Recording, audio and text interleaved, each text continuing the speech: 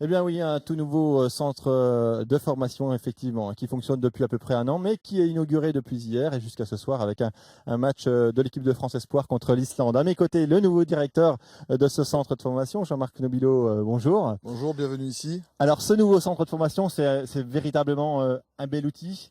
Qu'est-ce qui va apporter aux joueurs qui l'intègrent et qui vont se former ici?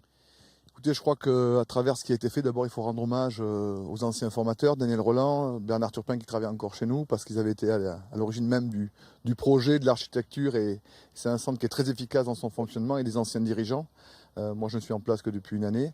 C'est vrai que c'est un outil, c'est un très gros argument de vente pour notre recrutement, pour nos futurs professionnels, parce que dans les invitations que nous avons chez les parents, le fait de voir une école technique privée juste au-dessus d'un open space, à côté des terrains et dans des infrastructures de terrain et médicales de très haut niveau, ça nous fait dire que je pense qu'on est dans le top 5 français en termes d'infrastructures, voire dans le top 3.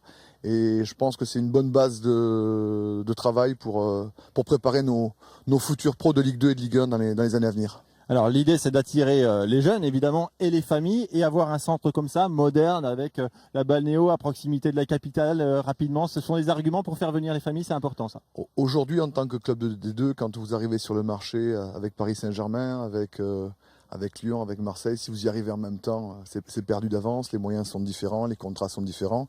Je crois qu'il faut qu'on soit sur le recrutement, sur les meilleurs jeunes avant ces clubs-là, avec notre réseau, mais la concurrence est très rude.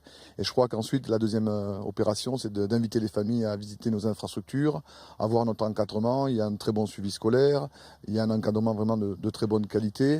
Et je crois qu'il y a des infrastructures terrain, que ce soit en termes de synthétique, nouvelle génération, terrain en herbe, salle de musculation, espace médical qui sont d'un très haut standing. D'accord, donc un beau dispositif pour faire de belles choses et peut-être construire l'équipe d'Auxerre de demain. C'est l'objectif, je crois que dans tous les propos que j'ai eus dès que je suis arrivé dans ce club-là, c'est pas un club à reconstruire, le club est très présent, il y a une très grande histoire, de très grandes valeurs, il y a un cycle sportif de performance à reconstruire, tant sur le plan formation, et on a bien démarré avec la Gambardella l'année dernière qui a été, gagnée pour la 7e fois après 14 ans. Et aujourd'hui, bien sûr, il y aura un cycle sportif de performance à créer avec le groupe professionnel.